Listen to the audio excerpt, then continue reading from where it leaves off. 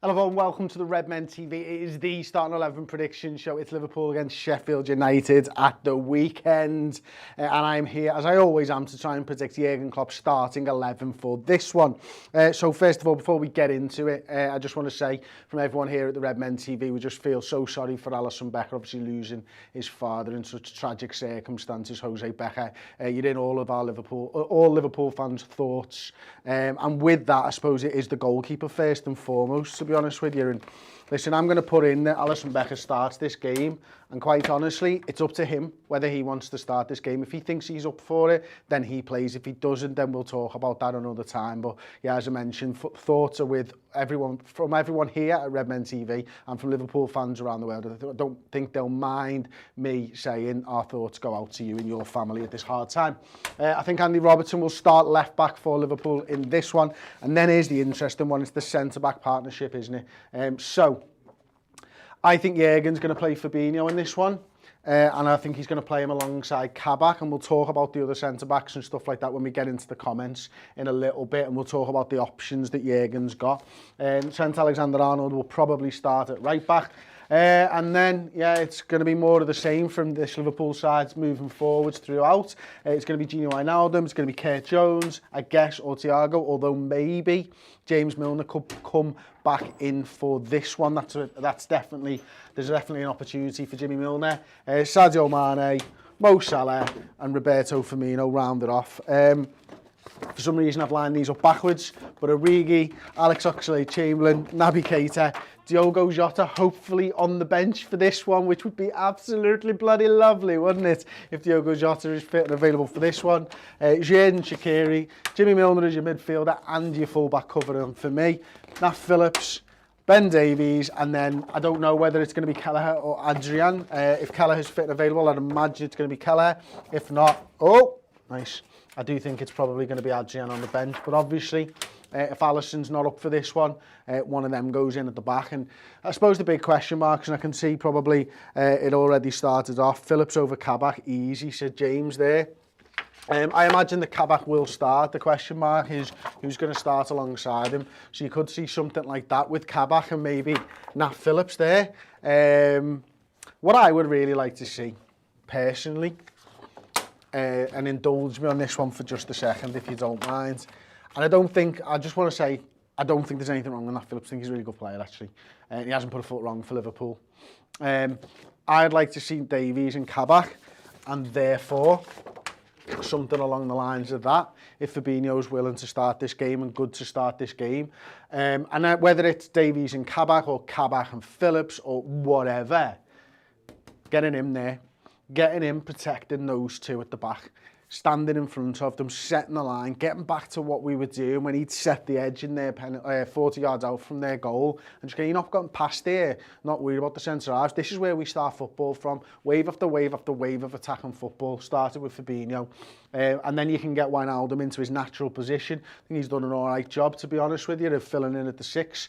But get Fabinho back in there, play Thiago and Wijnaldum, or Jones and Wijnaldum, or Thiago and Jones, whoever the 8s are, I'm not bothered. Get Naby Keita in there if he's fit and available, get him back into there because we've missed him while he's been out for this long sort of stretch. But for me, it's just get Fabinho into the middle of the park. I just don't think Klopp's going to do it. I think he's going to be a little bit too conservative, maybe. And as such, we'll see that. Where did I put Nat Phillips there? Oh, there he is there. Cheeky Nat. Cheeky boy. You cheeky boy. Naughty boy. Would be disappointed if Fabinho isn't in the midfield, says Harry Coney. Completely agree with you there, Harry. Absolutely. Kelleher over Alisson, says EU. Obviously, I guess because of what's gone on in his life at the moment. I know this seems weird, but what about a 5-2-3 with Davies, Kabak and Phillips? Trent and Robbo can bomb up as much as they want. I've heard a couple of people say about this sort of formation recently, and who did we say there? Was it Davies, Kabak and Phillips? Okay, well let's look at it here. Davies, Kabak and Phillips. Personally, you might see it something like that. if it was something like that. Now, I don't think that Liverpool are going to do this for simple factors. For the most part, we haven't had 3 centre-backs fit at all. I can understand why people are saying it, I really can, mate, and I appreciate your comments and stuff like that. I just can't see Jurgen going for something like that. That's not to say it's a bad idea, but I think that really weakens you, to be honest, at the back there. And you know, maybe you could have Fabinho in there and give them a bit more support and stuff like that. But this lad doesn't need 3 centre-backs to go flying. This lad doesn't need 3 centre-backs to go flying. So I think it will be a 2 at the back. I can't imagine that, you know, we're going to see anything crazy from Jurgen in this one. It's not the time of the season when you're struggling personally for form.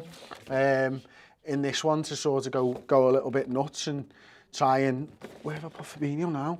Try and do a different formation that you've probably not trained at all, and with the lack of training time that we have during this sort of COVID congested season, I cannot imagine that he's going to go to a formation that he's not played at all in his Liverpool tenure. So yeah, I can't imagine that it'll be that way. I don't see why Klopp should start the front 3. It's the definition of madness, said the double. You're absolutely right. It's not been performing at the moment, hasn't it? I mean, this lad here is obviously the one, and I just wonder whether we're going to see if Jota's fit and available. Maybe Mane going into that 9 position, Jota playing from that left-hand side, cutting in. I don't think he'll be ready for this one. I think we might see him 20 minutes if he's even on the bench at all. But I think everybody's starting to question what this lad's doing at Liverpool at the moment, because his form just hasn't really been good enough. And we know that, you know, he's not in the side to score the goals. We know certainly it's that guy's job, Mo Salah. But I think you can start to question his all-round game at the moment. He's not having the impact. He's not linking that front 3 up in the way that he has done for so long for Liverpool. So yeah, I can certainly see the question marks. I can't imagine it'll be Divock to come in. This is a lad that I want to see in the side here, you know. Naby Keita, let's get him back in and driving at the fences and, you know, just trying to take a player on in the middle of the park. We've seen Thiago do it on occasion. I don't think he's quite as good as maybe Naby Keita is in those situations. But I think he's a man that we've really missed, actually. And I know post-lockdown, or in the restart at the end of last season, Naby Keita was probably the best player post-restart for Liverpool, and we've missed him massively this season. Not as much as we've missed Virgil van Dijk, but we've certainly missed him. If Liverpool lose, should we start watching the NBA instead, said Sarah. You can do that. I'm going to pick a sport that happens in the daytime for me rather than the evening. I can just about handle about 20 weeks of the NFL a year before it completely screws my body clock up, Sarah. But yeah, if you want to, you do it. We'll stick to boring games like cricket. Brewster to score, says Lewis Webster. I hope not. I really hope not.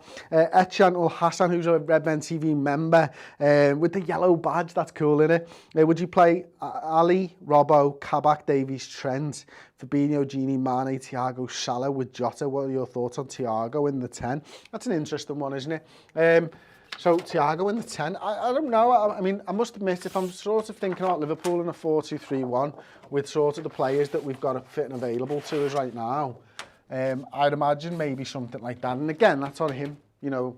But maybe he could do that role better. I mean, I don't really know if he's ever really played the 10 in his career. I don't think that he has for any stretch of a spell or anything. So, but we know that Bobby Firmino was a 10, certainly. So maybe that's it. Maybe it's get the 4 of them on the pitch and see what you can get.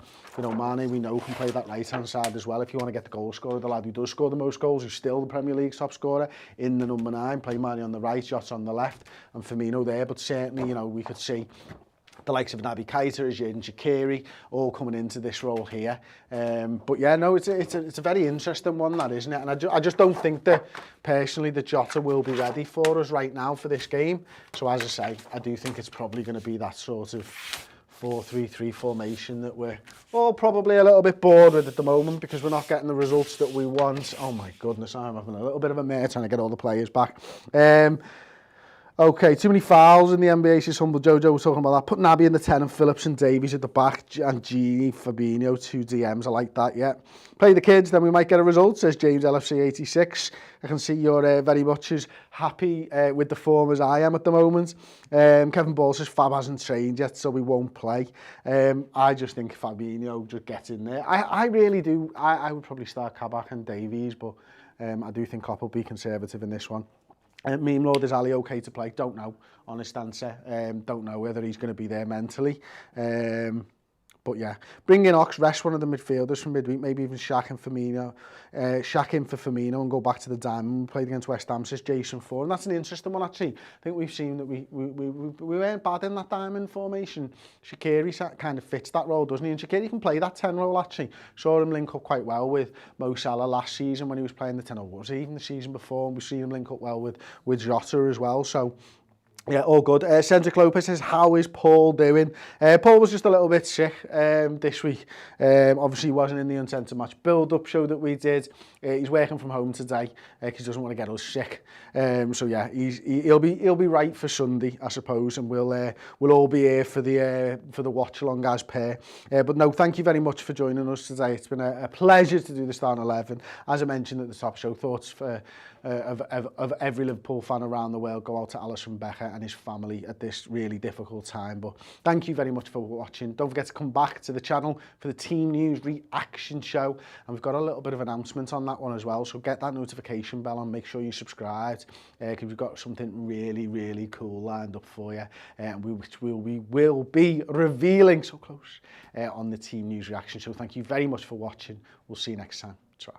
Thank you so much for watching the Redmen TV YouTube channel. Everything we do here is funded by our wonderful subscribers to the redmentv.com. Get over there, sign up and get amazing additional content, interviews, documentaries, mini-series, and of course additional pre and post match day content.